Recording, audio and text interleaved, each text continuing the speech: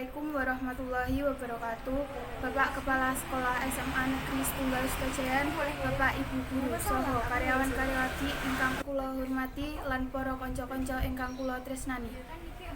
Langkung rumiyin sumangga kita sami ngaturaken puji syukur dumateng Gusti Allah ingkang sampun keparingan kanugrahan lan kasarasan sehingga kula lan panjenengan sedaya saged makempal wonten ing wanci menika. Kiti wanci menika kula dados pranatacara badhe ngaturaken susunan adicara. Inggih menika atur pambuka, atur pangandikan saking ketua panitia, pentas seni kelas 11 lan kelas 12, atur perpisahan saking wakil kelas 12, atur pangandikan saking kepala sekolah SMA Negeri Setunggal Setojayan, lan terakhir panutup. Para rawuh ingkang kinurmatan, kula minangka pranatacara ngaturaken wassalamualaikum warahmatullahi wabarakatuh.